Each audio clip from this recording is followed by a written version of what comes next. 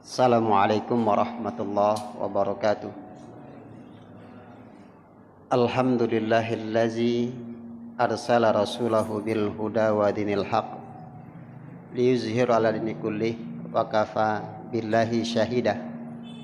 Asyhadu an la ilaha illallah wa ashhadu anna Muhammadan abduhu wa rasuluh la nabiyya ba'dah. Qala Allah ta'ala fil Qur'anil Karim, a'udzu billahi minas syaitonir rajim. Bismillahirrahmanirrahim. Kaila dulatan bainal aghniya'i minkum. Wa qala aidan, bismillahirrahmanirrahim, wallazina yaknizunal zahaba wal fiddah wal yanfiqunaha fi sabilillah fabashshirhum bil azab. Sadaqallahul azim. Bapak Ibu jemaah salat subuh rahimakumullah, selalu kita memanjatkan rasa syukur kepada Allah Subhanahu wa taala. Alhamdulillah, atas nikmat Allah juala kita masih diberikan kemudahan oleh Allah Subhanahu wa taala dan kesempatan untuk memenuhi panggilan Allah Subhanahu wa taala. Salawat dan salam tercurahkan kepada Rasulullah sallallahu alaihi wasallam. Allahumma salli ala Muhammad wa ala ali Muhammad. Bapak Ibu jemaah salat subuh rahimakumullah, pada kesempatan ini kita menyampaikan tentang beberapa prinsip-prinsip ekonomi dalam Islam. Di antara prinsip itu adalah pengembangan harta yang tidak merusak akhlak dan kebaikan-kebaikan dalam masyarakat. Bapak Ibu yang dimuliakan oleh Allah Subhanahu wa taala, Islam amat sangat menganjurkan adanya pengembangan harta, dan harta itu terinvestasikan selalu berputar dalam kehidupan. Sebaliknya, Islam melarang terjadinya penimbunan atau penahanan harta bagi orang tertentu saja. Makanya Allah Subhanahu wa taala dalam surat Al-Asr ayat 7, Allah mengingatkan kaila dulatan bainal aghniya'i minkum. Janganlah harta itu terpusat berada hanya pada orang-orang yang punya, yang pemilik modal saja di antara kalian, kata Allah Subhanahu wa taala. Artinya bahwa Allah menginginkan harta itu, uang itu berputar. Sehingga ketika uang itu berputar, kehidupan ekonomi itu menjadi hidup. Kalau uang itu hanya berada pada satu orang saja, ditahan oleh beberapa orang saja, maka yang terjadi adalah di bawah membutuhkan peredaran uang, tapi uang itu tertahan dan tidak berputar. Dan inilah yang terjadi. Kenapa terkadang mandeknya ekonomi, mandeknya usaha-usaha, karena tidak adanya uang itu. Oleh karena itulah Bapak Ibu yang dimuliakan oleh Allah Subhanahu wa taala, Islam amat sangat melarang adanya penimbunan, adanya penahanan harta-harta yang dimiliki oleh seseorang. Di antaranya Bapak Ibu yang dimuliakan oleh Allah Subhanahu wa taala, Islam melarang betul adanya lahan yang tidak dimanfaatkan.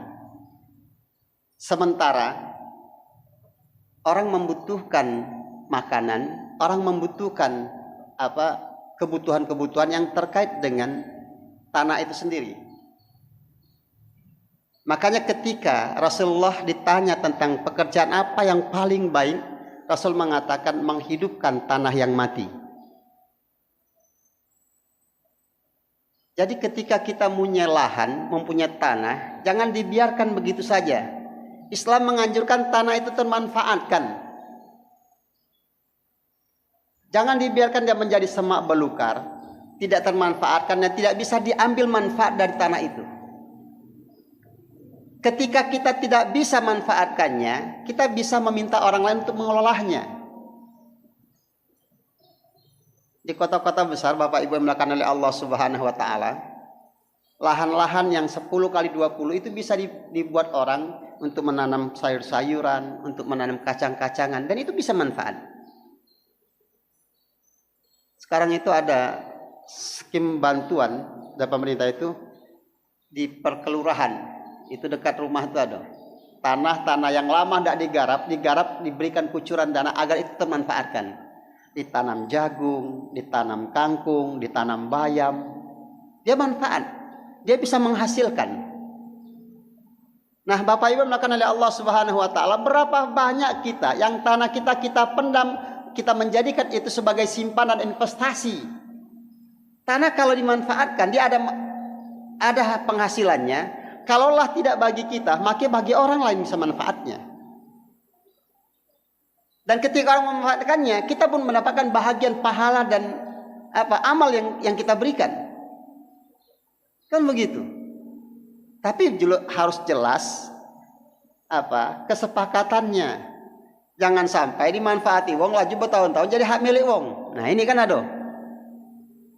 Karena manfaatinya lalu. Tapi kalau jelas itu bahwa ini tanah kita, silakan manfaatin. Dan kasus itu tidak sikoduo. Ya. Orang yang ada tanah kosong didudukinya lalu memiliki tanah itu. Ini aninya. Nah, lalu kemudian Bapak Ibu melakukan Allah SWT, Islam juga melarang adanya penahanan harta, penahanan uang yang terlalu kepada beberapa orang saja. Sebagaimana katakan tadi dalam surah Al-Asyr tadi, kaila dulatam bainal agniya minkum. Janganlah harta, uang itu hanya berkutat di antara orang-orang yang punya di antara kalian saja. Ya, atau ditahan oleh orang saja. Allah Subhanahu wa taala dalam surat Al-A'raf mengatakan bahwa Al-A'raf surat ke-34, Allah mengatakan wallazina yaknizuna az-zahaba wal fiddah wal yanfiquna fi sabilillah fabashirhum bi'azabin alim. Yang artinya bahwa dan orang-orang yang menyimpan emas dan perak dan tidak dinafkahkan di jalan Allah, maka beritahukan kepada mereka bahwa siksa yang pedih atas mereka itu. Menyimpan harta, emas, perak, uang yang ditahan, tidak dibelanjakan di jalan Allah, tidak diputarkan untuk kemaslahatan umat, maka Allah mengatakan sampaikan kabar gembira kepada mereka tentang apa? Tentang azab yang pedih dari harta yang mereka tahan itu. Dari harta yang mereka tahan itu. Dan di 35-nya Allah mengatakan bahwa harta itu, emas, perak itu yang nantinya dibakar oleh Allah Subhanahu wa taala di yaumil kiamah, dan itu digosokkan ke dahi mereka, ke punggung mereka. Harta yang ditahan, harta yang dimiliki yang tidak dibelanjakan. Yang karena tidak dibelanjakan itu membuat sulit semua orang. Maka Allah memberikan sebuah teguran, sebuah peringatan, sampaikan kabar kepada mereka. Kabarnya dengan bahasa yang indah, kabar gembira bagi mereka. Apa? Harta yang Anda tahan itu, emas yang Anda tahan itu, perak yang Anda tahan itu akan dibakar oleh Allah Subhanahu yaumil qiyamah, dan ketika panasnya digosokkan kepada dahi, kepada punggung dan kepada badan kita. Nauzubillah sama nauzubillah. Artinya, betapa Islam memperhatikan bahwa harta itu harus terbelanjakan, harus terputarkan bagi kepentingan umat ini sendiri. Namun Bapak Ibu yang dimuliakan oleh Allah Subhanahu wa taala, ketika diputarkan itu ada rambu-rambu yang harus diperhatikan. Ketika kita memutar harta kita itu ada rambu-rambu. Pertama adalah Islam melarang ketika harta itu diputarkan, uang itu diputarkan, di sana ada ribahnya. Kita memberikan pinjaman, kita memutarkan, tetapi dengan konsep riba. Kita berikan orang, lalu kita diam saja tanpa tahu lagi apakah itu hasilnya punya hasil atau tidak, maka kita mendapatkan bahagian yang terus menerus bunganya. Yang inilah maka terjadi kehidupan ini yang kaya makin kaya, yang miskin makin miskin. Ketika itu terjadi, maka jurang sosial itu semakin tinggi dalam masyarakat. Jurang sosial itu, pemisahan sosial itu terjadi semakin tinggi. Apa? Yang punya dikasihkan uang pinjaman, tetapi dengan catatan baliknya terus ada bunganya, sistem riba. Islam melarang itu. Bagaimana kalau sudah terlaksana? Maka Allah menganjurkan bahwa ambil pokoknya saja, maka tinggalkan bunganya. Nah, begitu. Kalau tidak, sistem kita bagi, kita pakai cara apa? Cara musyarakah, cara gabungan. Anda punya tenaga, saya punya hartanya, punya modal. Lalu buat kesepakatan, buat akadnya. Begitu. Atau tanda dengan cara apa? Tanda dengan cara mudharabah atau munazarah dan segala macamnya. Ada kesepakatan bahwa uang itu terputarkan, tapi kita mendapatkan bahagian dengan cara yang benar, tapi bukan dengan cara riba itu. Begitu Islam menganjurkan kepada kita.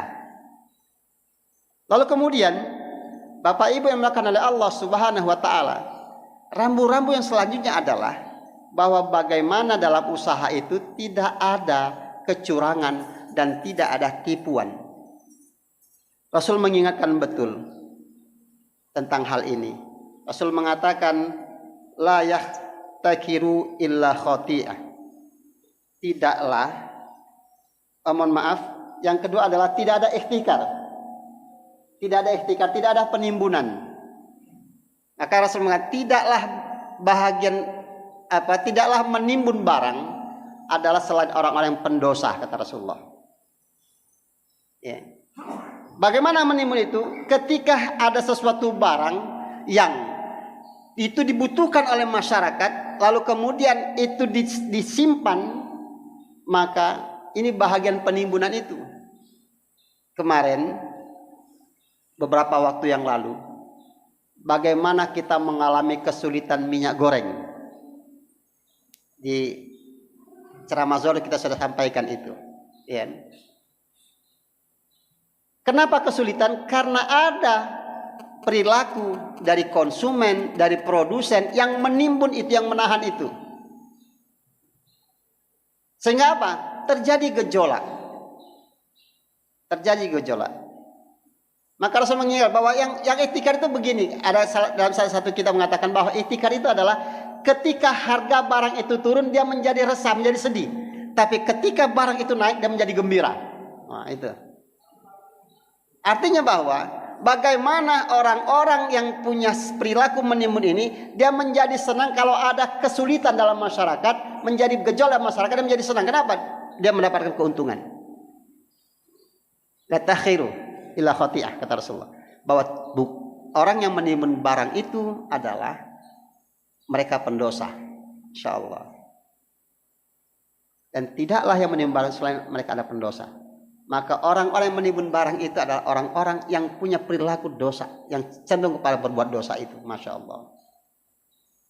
Bapak Ibu menakan Allah, begini ininya, bahwa dalam koridor itu kita punya uang, lalu kita belanjakan barang, kita tahan barang itu, agar terjadi apa? Agar terjadi kelangkaan, agar terjadi kesulitan, maka barang itu mendapatkan keuntungan bagi kita pribadi.